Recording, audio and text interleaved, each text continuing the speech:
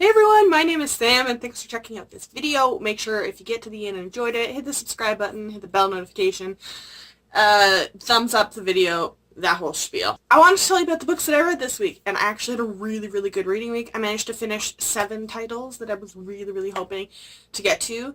So I'm really happy with that, and for the most part I enjoyed all of them, or the ones that I didn't enjoy I still found aspects to like, so it was a good reading week for me, and I want to tell you about it. So the first book that I read was The Oversight by Charlie Fletcher. So if you remember from my TBR video, if you did watch that, this is set in a world where 5 guards are now in existence that help essentially block evil from coming in between worlds into the, good world. Everything kicks off when the main character's house is sort of just upheaved when someone drops off a girl, and they don't know if she's being used as sort of like a spy, if she arranged it, if someone else is arranging it, if she's actually in need of help.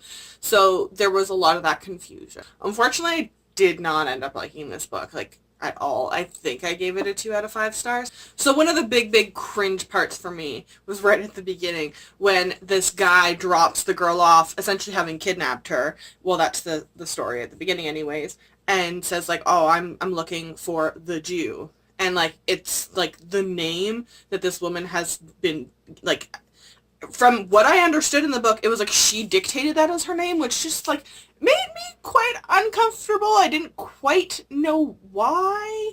And I don't think it was necessarily used in an anti-Semitic way. It was just very weird, and I don't quite see why that was needed, to say the least. But then on top of that, I feel like the parts that were kind of potentially interesting where the magic weren't all that well explained.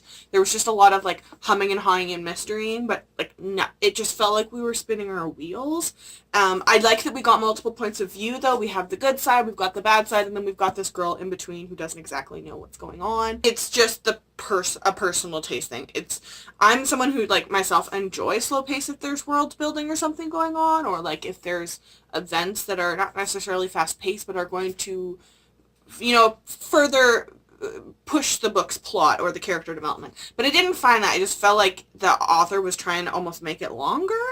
And yeah, so if I had these books, I would probably continue it, but in this case, I borrowed it from the library, so awesome, yay, libraries, but I will be returning it, and I won't be continuing on with the series.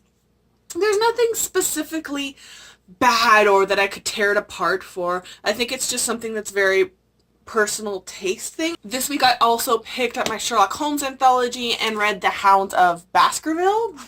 Or The Hound of the Baskervilles, sorry. I think this is actually probably the most favorite story that I've read in this anthology so far. I just think it's a really cool and weird and messed up, quirky sort of mystery.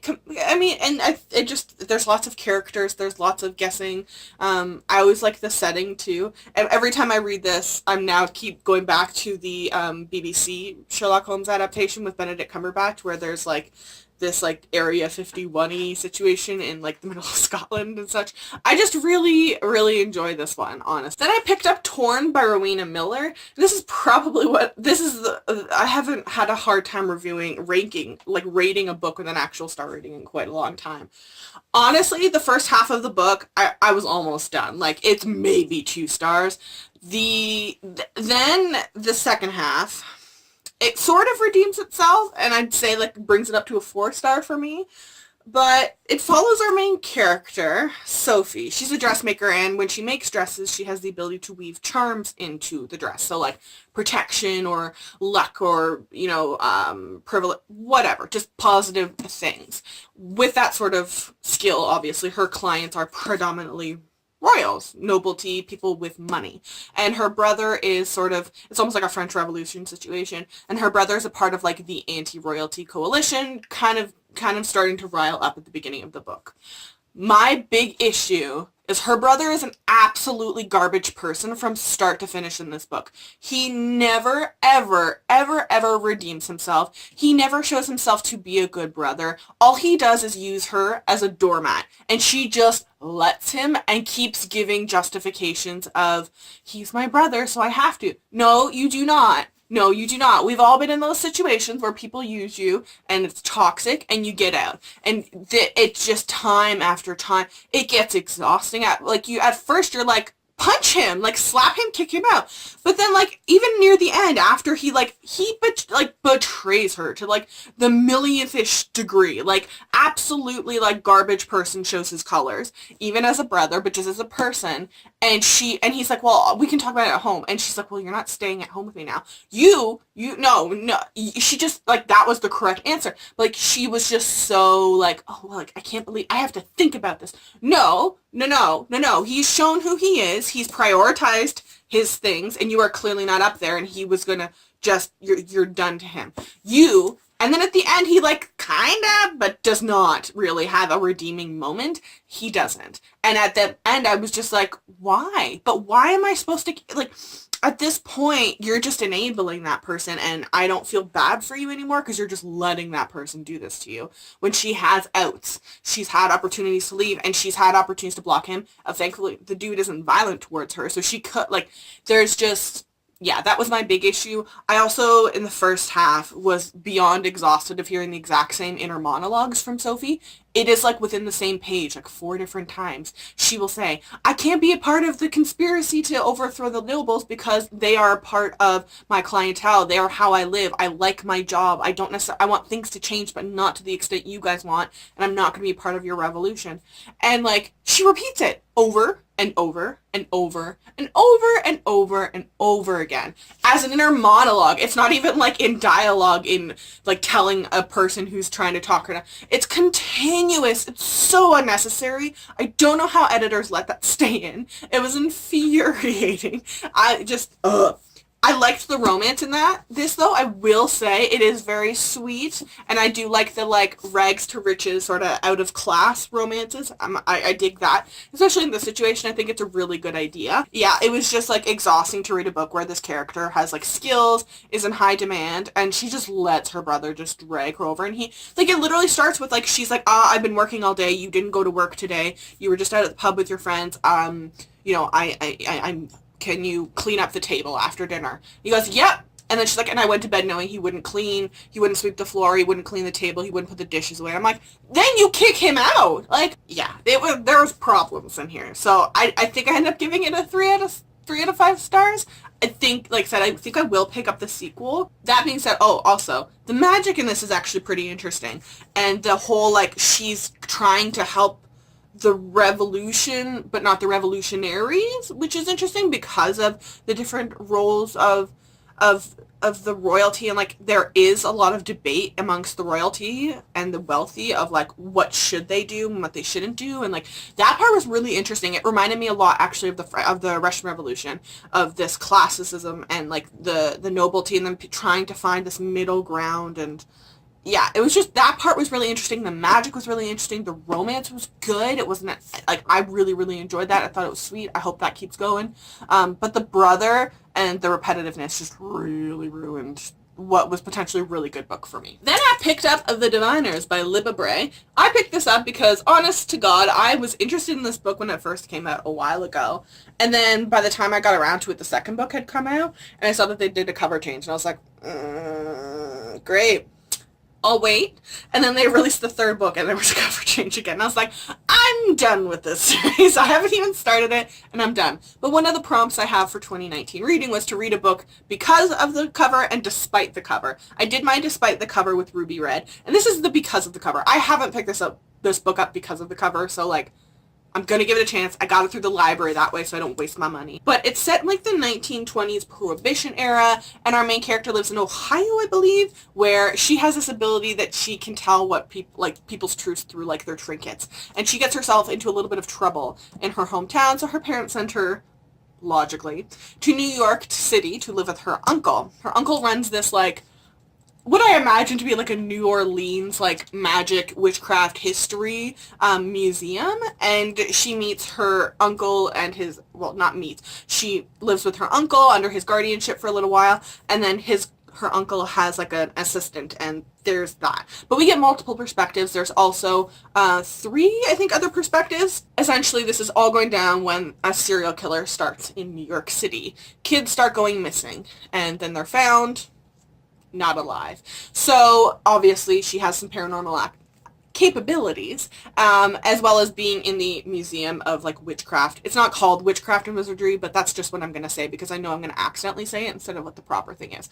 But it's just like Salem witch trials information, like just witchcraft and magic from across multiple different cultures sort of repository. I really liked, like, this book is a little bit bigger, but I really liked that it didn't feel like the mystery dragged out. Like, the murder was quite interesting. It was intricate enough and had enough details and like kind of moments that I was like, okay, we're progressing, we're learning, and we're advancing on this mystery. It's not just being dragged out to make the book bigger.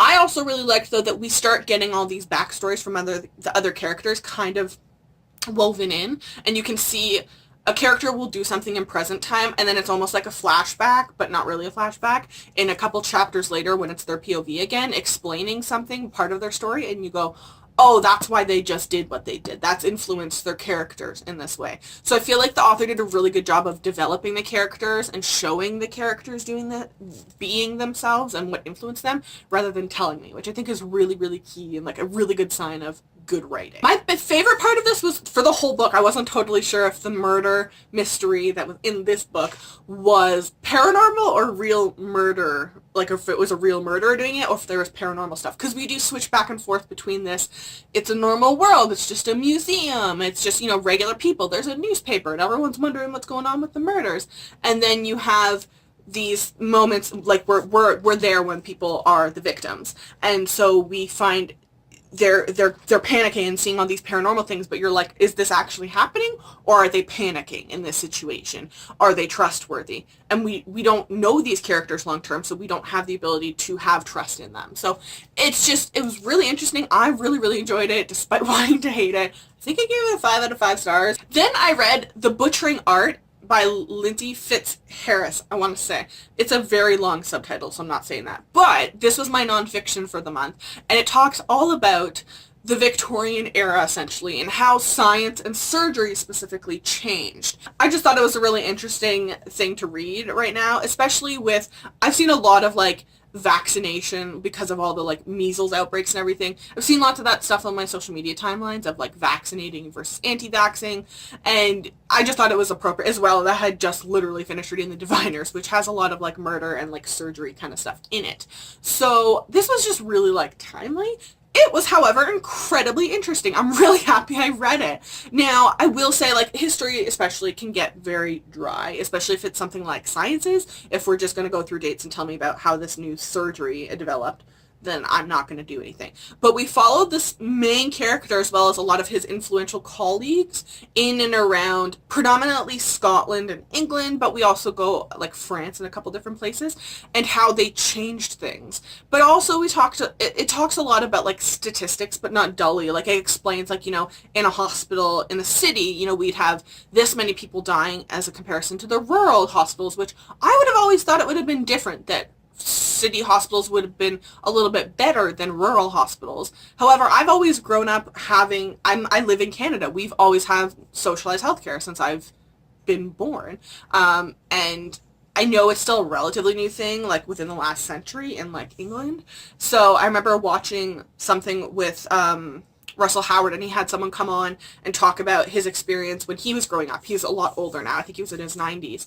About him growing up and that they weren't able to afford to have his sister go to the hospital, and they weren't able to afford to have her buried properly.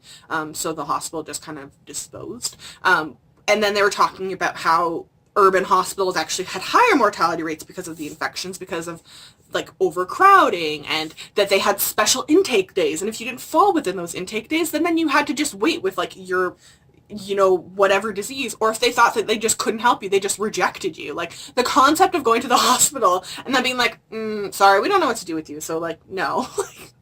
That's just mind-boggling to me. But also just to hear of, like, some of the horrifying alternatives that they used to have, like fighting, saying like, no, you should clean your hands between surgeries, or like you shouldn't put a robe and hang it on a bloody hook and then leave it for 3 days and then come back on your next shift, like that's bacteria, like all of these things that are second. It's interesting to see the progress as well as the fighting that they had to do eventually once they were like, okay, germs or bacteria or airborne things or isolation, like that concept. It was just insanely interesting. And like we followed these few characters who did a lot for medicine as a whole. I had never heard of them. So that was really, really cool. I really enjoyed it. It's a pretty solid book. It's not super fast or slow paced, really from start to finish. It's not unnecessarily drawn out. And I feel like there's facts in there to help me understand things, but there's not a lot of unnecessary facts that could have been pertinent to the information, but couldn't be woven into the story logically.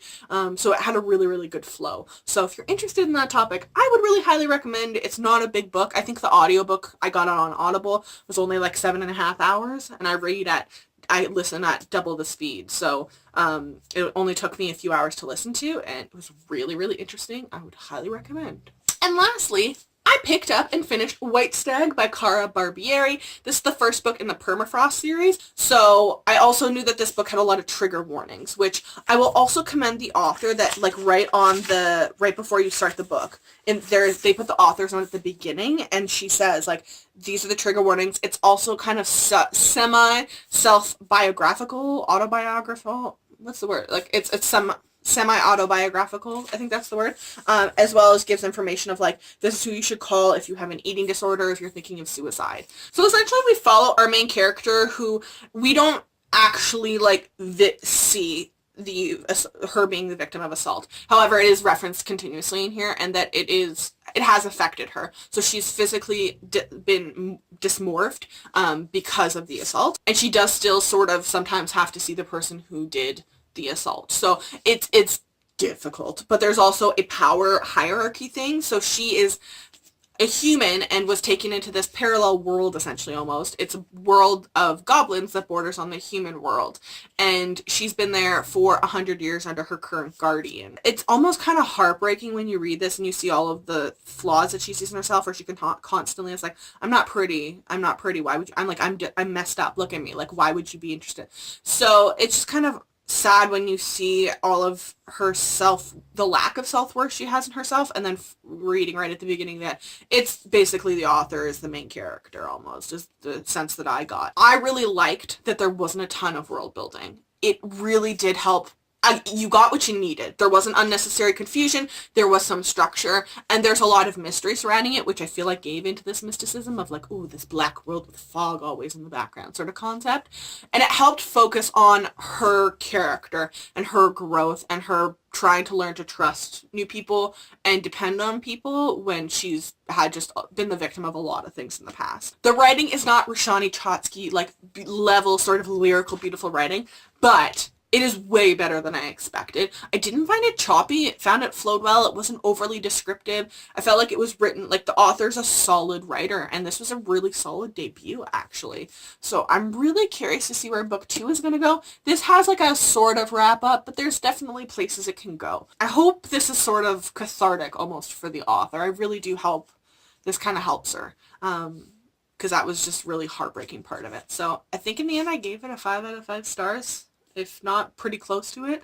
Really enjoyed it, and just remember trigger warnings, but I would really recommend it, actually. I did enjoy it. So those are all the books that I read this week. Let me know in the comments section down below what you read this week. I would love to hear, and let me know if you've read any of these books. I'd love to know your thoughts on them. Make sure to check the description box down below. I will link all of these books to their Goodreads pages, and I will also link all of my social media.